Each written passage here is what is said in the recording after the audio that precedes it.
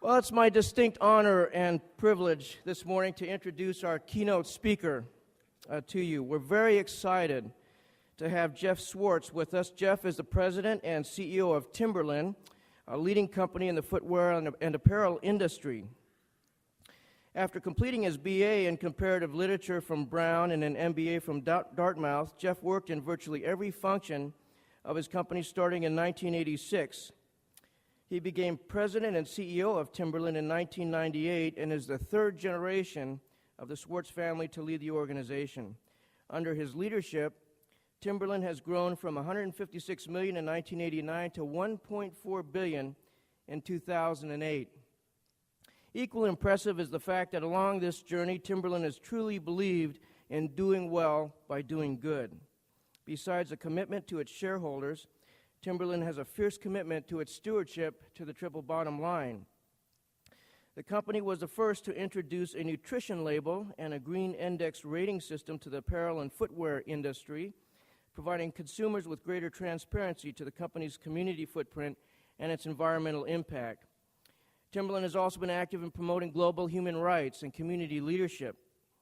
Jeff, for those of you who attended our pre-conference workshop at City Year, he served on the board for 22 years of that organization, and Max Cloud tells me that the headquarters of City Year used to be in the Timberland offices. He's been on the board since 1994. He serves on other boards, such as a board of the Climate Group, Share Our Strength, Honest Tea, Harlem Children's Zone, and Limited Brands. He's a member of the World Economic Forum as well as the 210 Foundation, which provides charitable funds and services to individuals in the footwear industry. He's received the Ron Brown Presidential Award for Outstanding Corporate Leadership and Social Responsibility and has been listed in the Business Ethics list of 100 Best Corporate Citizens. Now, this is what I really like about the company. Jeff has implemented a program called the Path to Service, which provides 40 hours of paid leave to each employee during the work week, as well as up to 6 months of paid leave to anyone who wishes to take a service sabbatical and do volunteer work for social justice organizations. So right at the break, we'll form the line right over here to submit our resumes to Jeff, and you can all stand behind me. Well, without further ado, it's my pleasure to present to you Jeff Swartz. Let's give him a big welcome. Thank you.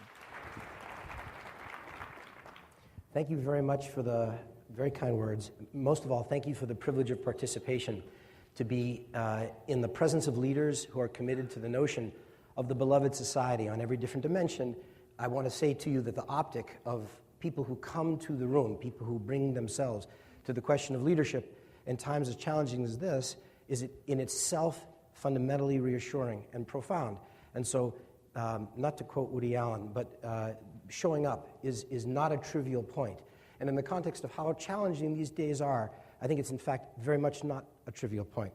I'm going to read you a poem. I'm inspired by the piano playing, and so I dare. An excerpt from a poem. Turning and turning in the widening gyre, the falcon cannot hear the falconer. Things fall apart. The center cannot hold. Mere anarchy is loosed upon the world. The blood-dimmed tide is loosed, and everywhere the ceremony of innocence is drowned. The best lack all conviction, while the worst are full of passionate intensity. William Butler Yeats, in 1919, the aftermath of the world galvanizing circumstance of the First World War. From too many perspectives, we are witness in this moment to our civic center's disintegration. I don't speak of the blood sport of vitriolic, self-serving politics, which is spewing in this election cycle $2 billion worth of spending. I don't speak of the senseless hatred generated by the progressive left, nor the caustic evil that's fomented by the Tea Party right. I am referring instead to the nonpartisan reality of hungry children in our cities, of educational failures across our system, and of the destruction of our natural environment. Not partisan issues, citizen issues. Like you, I see the widening holes in the heart of our social and civic framework, and I feel, many mornings and too many evenings, despair and even futility. But precisely because I am a third-generation entrepreneur who believes in the generative power of the private sector, and precisely because I knew my immigrant grandfather, who was a proud believer in the patriotic potential of what still is the greatest experiment in governance in the history of humankind, engaged democracy. Precisely for these reasons, I'm determined to imagine how a new model of social change can be developed and deployed and scaled. A model of social change that puts the private sector at the table of civic engagement, not separate and apart, but right at the table, based on more than 20 years of fighting for civic progress from my seat as the CEO of our for-profit, publicly traded New York Stock Exchange-listed company. I believe in the possibility of moral capitalism as a key element of social change. It's so convenient, but it is so cheap and tawdry for the president to dismiss CEOs as scallywags, to demonize the private sector as a selfish engine bent only on exploitive self-interest. In fact, you know and I know from the inside out, the private sector is a generative, creative element of civic society that can contribute uniquely to fostering the sustainable, positive social change that we desperately need. Now, I'm not speaking of the CEO with good intentions, nor am I speaking about the CEO as philanthropist. I've played those roles, and I've seen the limit of each. No, I'm talking about the CEO operating with good intentions, but with better strategy. I'm talking about the CEO operating within a framework I call moral capitalism. Moral capitalism is the belief that commerce and justice are not antithetical notions, that we can and we must align the pursuit of profit with the pursuit of positive social outcome. It sounds antithetical. It sounds like an oxymoron, but it's too easy to say it's an or, commerce or justice. It can be commerce and justice. Doing well while doing good. Great marketing phrase. Does this sound like a political stump speech? Does it sound like alchemy, like changing lead into gold, an alchemy of rhetoric? Yeah, maybe. But if you look at the evidence, let your eyes and your head be informed about what's emerging globally. For-profit business can earn profits and can contribute self-consciously to social change. Now, there are two broad schools of evidence emerging against this point that testify to the efficacy of moral capitalism, that it's a real thing, that it's not hyperbolic rhetoric. School number one offers evidence that for-profit business can innovate in ways that lower costs, therefore increase profits, and simultaneously sharply reduce damage to the natural or physical environment. In this genre of concrete results, this isn't rhetoric, this is inspectable. This is the notion of the CEO is accountable not in a broad, airy construct, or once every 4 years, maybe you vote. 50% of Americans choose to exercise their vote. Listen, I get voted on every single day at the point of sale.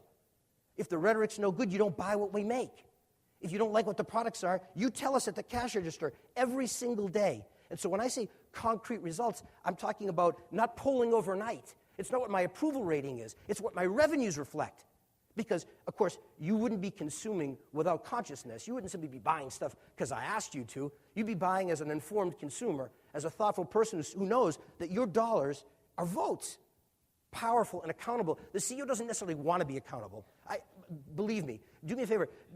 Just buy what we have to sell and leave me alone. It's the fourth quarter, and honestly, I was up all night long trying to make this thing make sense. It would be much easier if you just went to the store today, Cambridge Side Gallery, and just bought something. Really, it would solve the problem of moral capitalism. My board would stop wondering, does this work or doesn't this work? But I'm trying to make my board understand, and I'm trying to make the same point to you. Look, what do you think about Walmart aligning its business strategy, everyday low price, with the notion that if you're thoughtful about how to lower costs, you can, in fact, ameliorate your impact in the physical environment?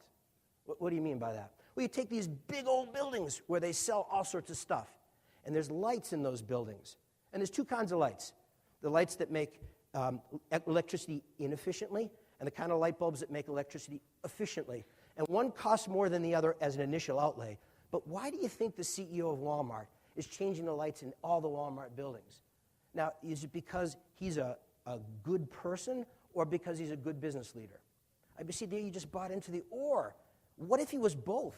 What if he was a good person and a good business leader? What if changing the light bulb lowered costs, which it does, and lowered carbon emissions? What if it was an and not an or? You think that's interesting. Actually, it's more than interesting. It's potentially even sustainable. Because the problem with the CEO as philanthropist right? And many of you know this experience. In Cydia, we know this experience inside and out. People bring their heart beating fully to the table, and they say, I want in because I believe in the vision of Cydia. And we say, welcome, because we're glad to have you, and we need your strength. And they leave after 2 or 3 years. They don't stay for 25 years because they brought their heart but not their head. You have to be able to make the case both to your heart and your head. That's the notion of moral capitalism. That there has to be that having a profit motive is nothing to apologize for. To the contrary, having a profit motive is at the center of creating sustainable social change because business has skills and abilities and capabilities that they can bring to bear, but they have a purpose in bringing them to bear. Our relationship with Cydia started at the level of heart, but rapidly moved to the level of head. That isn't to say we lost this notion of love or commitment or principle, because it's not an or, it's an and. It's an and. When we see young people in red jackets standing up in London, or we see them standing up in another city that hasn't yet opened, our hearts swell with a sense of pride and belief because we believe in a vision of America that's led by an engaged democracy that's an inclusive democracy, not the he's wrong and I'm right democracy, not the demonize the other democracy, a democracy that says there's room for all of us in a discourse in the center which is respectful and not vitriolic. Because in that context, we can create sustainable social change, not win an election.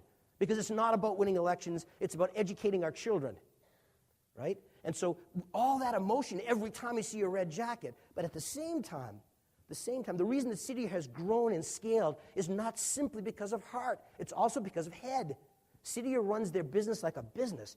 Ooh, don't say that, because we're in the social justice world. And remember, CEOs are scallywags, and business is just about extorting and exploiting. It's terrible. No, it's not. It's generative, and it's powerful, and it can create a built-to-last circumstance that belongs at the heart of social change. Because if we look around, the model that says it's up to the government or the church, and business should just go do the thing, go make your profit. Well, look, if that worked, we could save each other time. I could go sell some more boots. Why are we visiting? What are we convened against? We're convened against the notion that the outcome matters to us and we're not getting there, that the gap is growing. And so when Walmart decides that they're going to rebuild their fleet, they're going to think differently about how they route trucks. You think, I don't know what you think, but here's what I wish you thought. I wish you thought there's a smart business decision that has consequence in the civic square that's good. When UPS decides to build into their fleet alternative means of transportation, not just petrochemical based, do you see that as a foreign policy statement about the dependence on foreign oil? Maybe. Or do you see it as a good, hard-nosed business decision that says, I can lower my fuel costs, and if I don't, by the way, Federal Express does, then absolutely positively overnight will work, and I'll be out of job. Because remember, the CEO who doesn't want to be is absolutely every single day accountable. And so when UPS does this or Federal Express does this, I think that is a flywheel that we can make turn. Lowering costs, lowering environmental impact, that's an element, I think. No, I don't think. I know that's an element of moral capitalism, but that's not the whole story. It can't be, right? Because I call the risk of overindulging any one of these thoughts the CFO asymptote, right? The chief financial officer says, look, it makes a ton of sense to switch out the lights at Timberland headquarters. It does, right? Because you pay this much to switch to low-energy lights, and there's a payback over 12 months. It's a good idea, Jeff. You can do that. Right? But when I say to the CFO, I want to build the 6th largest solar array in California over our distribution center because I want to harness the power of the sun to create renewable energy, and it's going to cost $3 million. She says to me, so I understand the social impact of that. And she said, you went to Dartmouth, right? And I said, yeah. And she said, did they teach you anything about finance there? I said, I was in the class anyways. You know, if you look inside our business schools, you can see why some of corporate governance is so screwed up. The only reason I got through finance is the guy sitting next to me kind of held me by the hand and took me along. This was not my strength, right? But I did learn a few things, just enough to know that when she said to me, the payback on this project is measured in decades, not in years, that wasn't a good thing, right? Qualitatively, I had the sense this is starting to turn out to be a little bit of a harder sell than I thought. The CFO asymptote, right? If you only argue that lowering costs, that as long as you can lower costs, you can ameliorate your impact on the environment, we could make huge progress, but not enough. Huge progress. Lights. How about these? You think these are low-energy lights? They're not. I got invited to a conference at the White House early in this current administration to talk about climate change legislation. I ain't going there. I'm just telling you that at a certain point, with all the respect that goes to the office and to the circumstance, in the suit that I had rented for the day, I excused myself to go to the men's room on purpose, because and I grabbed my BlackBerry and I was going to send the tweet. I was trembling in the men's room, like, I got to send this. Like, we're sitting in the White House and we're having a conversation about the need to trade off nuclear power for climate legislation. In the meantime, I am sweating physically because the incandescent lights are so dang hot that I'm sweating in this room, the old executive office building. And I think to myself, every detail matters. And so, look, we get grandiose about why does the Kerry bill not pass? I get really kind of concrete, and I say, while they debate the bill, change the freaking light bulbs in the meantime, right? Please, right? Because although that isn't social change in its ultimate sense, it's actually social change in a concrete sense, right? So they call it conventional wisdom for a reason. There is wisdom there. Change the light bulb. Okay, if everybody changed the light bulb, if all the roofs were painted white, if every one of your organizations encouraged responsible transportation to and from work, then you could do what we did, which is you could reduce your carbon profile as a company and lower your costs. Good for your shareholders, good for your reputation, great fodder for a speech in an early morning. Do it, right? But even if we did all that, we'd get close, halfway to heaven, as Bruce Springsteen would say, but we'd still be just a mile out of hell from an environmental perspective, right? We got to go further, onward, right? Mushy Huskies, how are we going to do that? Well, if we talk only about supply chain, which is lowering costs, we can get the game started. But if we want to get all the way there, if we want to finish this race, we got to get the front end of the value chain going too. Moral capitalism has to call on the consumer. So when we were talking about what are you supposed to say to an organization as august as this, look, you got to remember, the speakers trick to say, imagine everybody in underwear. I ain't doing that, I promise you, because I don't think that's useful. I imagine that's right. That's why I'm wearing my reading glasses. I can't see anyways, right? I can take them off. It doesn't matter. At this point, I'm just flat out blind. In case I have to go back to the speech, I can keep the reading glasses on. I don't imagine you in your underwear. I imagine you at the point of sale. That's the CEO just wants to sell something. Yes, I want to sell something, right? And I imagine you at the point of sale. And I wonder what you're thinking. And I wonder what you're doing. I wonder if you even come into my store. Right? Imagine you at the front end.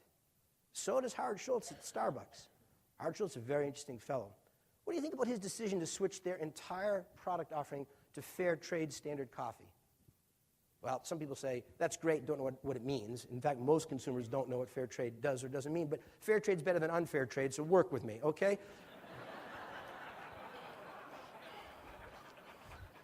So it's fair trade. Now, you know who was really upset that Howard made this mandate that was switching to fair trade? All his competitors. Because you don't want to be the brand competing with Starbucks, where their proposition is I get a great cup of coffee in a nice room and baristas and cups and all this stuff, and fair trade. Because oh, geez, it's not an or. It's not either I can get a cheap cup of coffee or I can get a fair cup of coffee. He says I can give you both.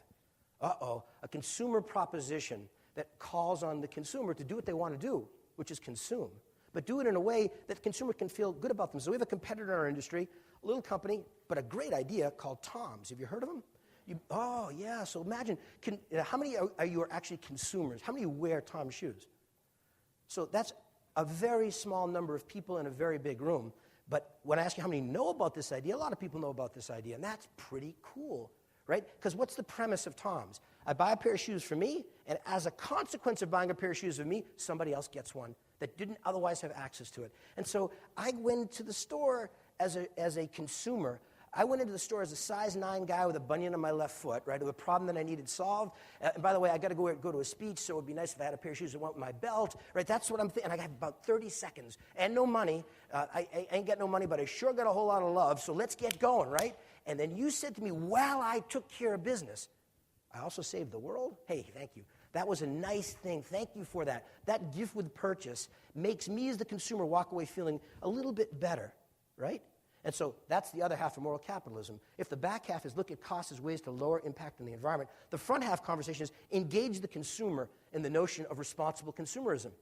Ask the consumer to rise to their greatness. Now, let me be clear what I mean by rise to greatness. we can make, and we have, many times made that environmentally thoughtful shoe. Oh, baby. I mean, you see this thing sitting on the shelf, and, one man's tomato is the other man's tomato. Well, I look at the shoe, and I see water-based adhesives, and I see PVC-free, and I see dignity to every person in the supply chain. Human rights assured at every step along the way. I see the minimalization of packaging. I see recycled content. I see the ability to upcycle the shoe when it's done, and you see an ugly shoe.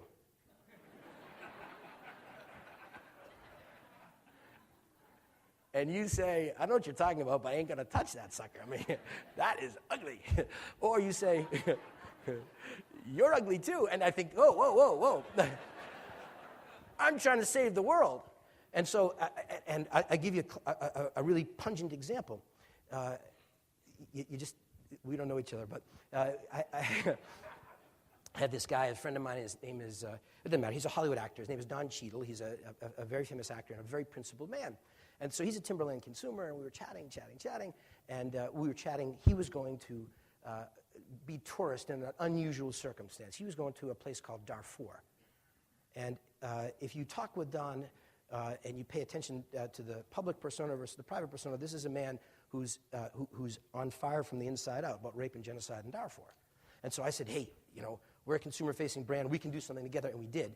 Don designed, he's an artist, among other things, he designed this really, really killer-looking Timberland boot called Not On My Watch, opposing genocide. It was magnificent. We made 100 special pairs that gave away to the most fancy people you could imagine. In fact, he and I had a contest. We said, whoever gives away the more pairs to fancy people wins. It was one of the dumbest bet I ever made.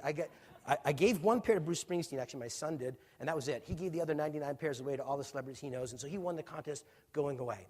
So I thought I had to do something about that. I had to sort of even up my side of the equation. So I went to retail. When things get tough, go to retail. So I did. And so I stood there in the White Plains store. White Plains is a beautiful mall, very loved, right next to the Nordstroms. And in comes this, it was a quiet morning, in comes this young woman, when you're as old as me. When I see young women, let's say she was 45, so she comes into the store. She's perfect target audience, right? She's walking around the store, and there's not a lot of people in the store, and so I'm kind of walking around behind her. Appropriately respectful, this is not the rubbing shoulders thing, but I would... Mom and Dad didn't raise a fool. I wasn't going to touch her. So, but I wanted to talk to her. I really wanted to talk to her. And so I got up closer, and I took her over to the Darfur display. Think about this. I took her to the Darfur display in the White Plains store, and I got a no sale. I mean, as clear, like, what? She said, do you have business in Darfur? I said, no. She said, do you have a factory there? I said, no. She said, do you have family there? I said, no. She said, so I don't understand the connection of boots and Darfur. And I thought, the unwashed masses. And I left, right? No sale. I have good intentions. Well, isn't that good enough? No, actually, it's not. Oh, interesting. Fast forward to Harlem. I made an appointment to see the former President of the United States, Mr. Clinton, because you can say what you will, and everybody does. But I'll tell you what, on the level of the marketing brilliance, the idea of to get to the heart of an issue and articulate it, he did a pretty good job, hugely helpful. And he said to me, when's the last time you went into to any shoe store intent on stopping the rape and genocide in Darfur?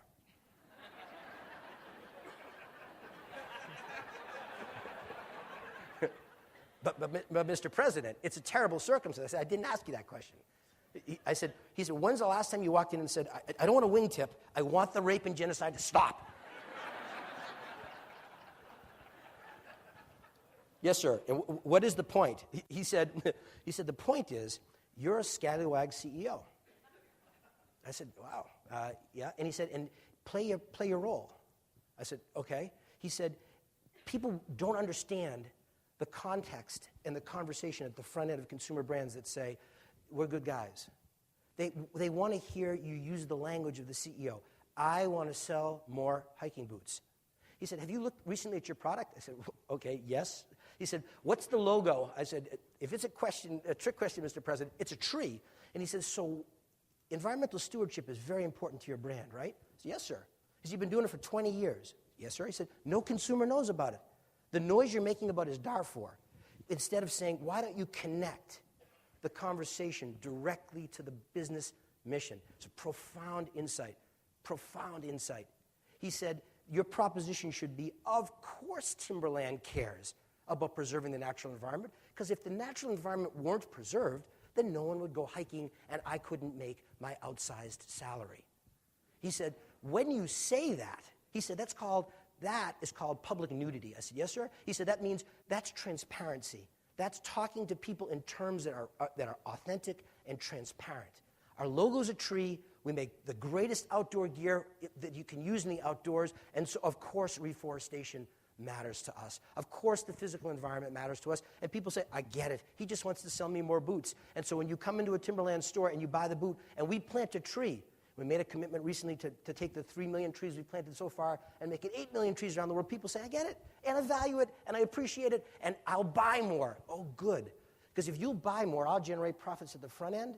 And if you buy more and I lower costs on the back end, my environmental impact goes down here. My environmental impact goes up in a positive sense there. And I have an integrated value chain where commerce and justice aren't programmatic, where commerce and justice are the thesis of how we operate our business. That's a big change in looking at how CEOs can operate and thinking about how CEOs must operate. Boy, I shouldn't have stayed up so late. Sorry. I got to read you the conclusion. I worked hard on this, right? Imagine the possibilities if the CEO innovator within the framework of moral capitalism succeeds in integrating the two elements. On the one hand, innovating to lower costs and reduce environmental impact, and on the other hand, managing to engage consumers with a value proposition that includes the costs of principled value chain. Is that led to gold? The dream of alchemy is not an illusion. It's a real thing. I believe that we can drive sustainable profits for shareholders precisely by building our value chain around a framework of moral capitalism, one that insists on the basic human rights of every worker in the value chain, from raw materials to retail. A value chain that's organized around the belief that you can build the best outdoor gear on earth in a fashion that does not despoil the natural environment, around the principle that employees are civic change agents rather than factors of production, and around the belief that transparent engagement with stakeholders, including nut job activists, is a source of insight and innovation, and in fact the only way you can operate a business in the 21st century. We have done these things. And so we did these things, and I ask you, did we do them? Do we do them because we're good people, or did we do them because we're good business leaders? And I told you already the answer is no. We did precisely these things, and we'll continue to pursue this goal because goodness and profit don't need to be antonyms. They don't need to oppose each other actively. Don't tell me, respectfully, don't tell me it can't be done. It can be done, and it must be done. Moral capitalism can be the rule, not the exception, if we insist on it. Arthur said in my introduction that I'm a third-generation guy, and it's true. And I tell you, my grandfather was an incredible guy and a big part of my life. If he were alive today, especially in Boston, he was an immigrant from it was Russia then. Then they changed the name over the building to the Soviet Union. It became Russia again. I don't think he lived to see it become Russia again. But he lived in Boston, and that's why I'm a Red Sox fan, and I'm grateful to him for that, among other things, right? Because you could be a Yankees fan, and that would be just a, moral capitalism. I don't know about that. Anyways, there's limits to this. Anyways, if my grandfather, good, I can offend people on baseball almost without trying. That's good. If my grandfather was alive today, he'd ask, first of all, he'd say to me, are you getting paid for today? Because, the way we used to do it, you had to be in the factory to do something. So now I'm here trying to sell you an idea, not a boot. But that's discourse in the 21st century. That's brand building in the 21st century. If he was alive today, he'd say, come on, after we finish with this, can we go for a walk? Because this isn't far from where he grew up. And he'd look around and he would be blown away. I mean, he would be blown away by cell phones and wireless and Facebook, and he'd think, wow, this is really cool. But he wouldn't fall for it, not for a second, right? Because my grandfather was a heart that saw. He had great eyes, but he had great eyes because his heart was looking all the time. And he'd look around and say, I don't get it. This is America in the 21st century. This is Boston in the 21st century, right? And we got 53 murders year to date in Boston. 53 murders year to date. 34 of the victims hadn't reached the age of 30. We graduate 6 out of 10 young people from the Boston high schools, which makes us right at the national average. Unless your kid's of color, of course, it's worse, right? There's 17 million hungry children in America. I know it's a big number, so the good news is we don't have responsibility for it, because 17 million, I don't know what that will do about that, right? Okay, there's 125,000 of those hungry children within 15 miles of this hotel. If you bring the circle in like MapQuest or Google Maps, whatever the kids use these days, I can get it, you and I could both get it to within 500 yards of where we're sitting, are hungry children. My grandfather doesn't need maps and Google and all this stuff. You don't know what that stuff is. He'd use his eyes and his heart. And he'd say, look, I grew up in Tsarist Russia, in the shtetl, right? I wasn't free. I couldn't self-determine. I knew who I was. I knew who I wanted to be. But even in that context, we fed our children and we educated our children. This is America in the 21st century. We have resources that literally one could not have imagined 10 years ago, let alone 50 years ago. He'd say, Jeff, it's wonderful. You have power. You got to use the power, not fight the power, like the song. You got to use the power. You have to. You have to call moral capitalism into being. You have to invite the CEO to the table of civic engagement. No, you actually, in fact, have to compel the CEO to the table of civic engagement. And so I wondered about this audience, and I said, how could I ask you to help me compel my competitors and my colleagues in industry? And how could you force me to sharpen my game up? How can you make that seat both welcoming and uncomfortable for the CEO at the table of civic engagement? Because I believe that when the CEO comes to the table with a good heart and a good head, social change will get built. Sustainable social change will get built. You cannot tell me that we cannot feed our children. I reject that notion. You do too. But the reality that stares in our face is we spend $40 billion a year at a federal government level, and we don't feed our children. If you were the CEO, you'd get fired. And so I say bring the CEO to the table, and I ask your help to do it. And I'll tell you exactly how I need you to do it. It won't take much more than these two hands. Not my two hands, your two hands. CDR has a fabulous narrative rhythm to the way they educate young people about the potential of leadership. Not leadership as a notion, not leadership as a jacket, not leadership as a construct, leadership as a way of living. They tell stories that are intended to draw people in and think, hey, you can't push me away. You can't tell me that I'm not capable of that. And so they tell the story of this old woman who lived, no, not in a shoe. That would be a great story for the Timberland guy. It always kills me. If it was just the shoe thing, it really could rock, but I can't. All right, so this is an old woman who lived in your city, not this city. No, it's always about other. They lived in your city. She lives in your city right now. She lives in a garden apartment, meaning on the street level, right? And she is not a woman of means in the context of flash, right? She doesn't have the watch. She doesn't have the PDA. She doesn't have the computer. She doesn't have all those things. And if you looked at her, you would say that she's of modest means. But if you asked her, she wouldn't say that at all. She feels good about life. She feels so good about who she is that she takes the little objects that she has and she takes them as lent to her by God or charged to her by some notion, and she thinks it's her job to share her strength. She owns a songbird. And in this city, there's all these noises, good noises and bad noises, and she thinks that she's going to add to the brute din of the day, the noise of the beloved community, by putting a songbird in the window. And so the songbird sings, and the commuters stop by, and they wave to the bird. And there were these young people. And that's what's so painful about the story, right? Young people who still should have hope. Young people who should be idealists and optimists. But they aren't, because they know about hungry children, and they know about violence on the street, and they know about all the programmatic things that we're trying to do that aren't serving them. And so they are angry. She feels rich, they feel poor. She feels powerful, they feel powerless. And I'll tell you, there's nothing more frightening, nothing more powerful than a real sense of powerlessness. Because freedom's just another word for nothing less to lose. Well, these young people, they don't have an expectation that they should have about using their God-given strengths for great purpose. They're not sure they'll live to see their 20th birthday. And they are frustrated that this woman smiles with this little bird in the window, and so they decide what they're going to do is they're going to snatch the bird. It's a bird jacking. And so they do. They snatch the bird when she's not looking. And you think that's the end of the story, but it isn't. Because these kids are strategists. And if you come with us to Boston at night and you walk around in Boston, and you want to see the best entrepreneurs in Boston, it's not me. You want to see people who get paid cash on the barrelhead for their services? And that's not the Timberland guy.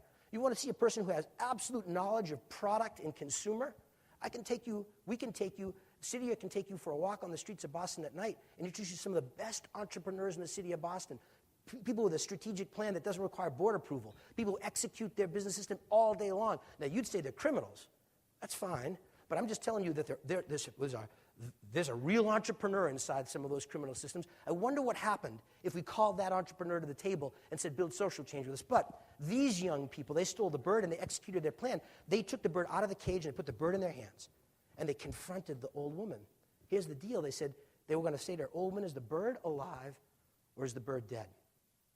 And if the old woman said the bird is dead, they were going to open their hands and let the bird fly away. They'd get her a second time. And if she said the bird is alive, they would kill it and say, lose a second time. And so they stood in front of her. They had thought this through. And they said, hey, old woman, we have your bird. And she, So my question for you, is the bird alive or is the bird dead? That's a good question, right? And so my version of that question for you is, are you going to stand by in a political system that demands that vitriol be the frame of discourse, or will you insist with me that there's a pragmatic center where we can respect other, we can dissent with passion, but with respect? Is the bird alive or is the bird dead?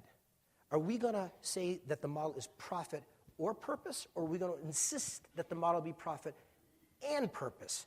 Is the bird alive or is the bird dead? Are you going to continue to do business with businesses that sell you things on the basis of low price or high flash, period? Are you going to continue to lend your talents to businesses that do that? Will you own the shares of businesses that say the business of business is to earn a profit, period? Because it really comes back to the question, is the bird alive or it's dead? And it's not somebody else's to answer. It's yours to answer. It's not mine to answer. I've made my choice. I'm going to fight to keep the bird alive. I can't explain it. It's just who I am. It's what I believe in. I got to. It's my faith construct. It's my parenthood. It's my passion. I got no choice. It's not even a hard choice as a result. It was for a long time. People said we were kooky, right? Shut up and run your business. I said, I am running my business. And you know what?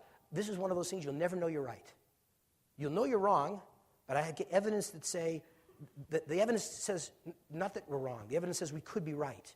And so my expectation is my last breath won't be able to say, I was right. It's not about being right. It's about doing right. And so I'm going to just chase those headlights as long as God gives me strength to pedal my bike and keep chasing. But that's my hands, right? If you look around this room, there's much more force in yours than there is in mine. They stood in front of the old woman and said, is the bird alive or dead? She said, I don't know. But this much I do know. The answer is in your hands.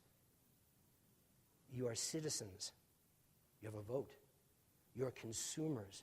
You have a vote. Your employees. You have a vote. Your shareholders. You have a vote. You are human beings with power and strength, and you call yourself leaders. For a second, look at your hands and ask yourself, do I use my hands with all the purpose that they contain? It's a goal worth pursuing. Thank you very much.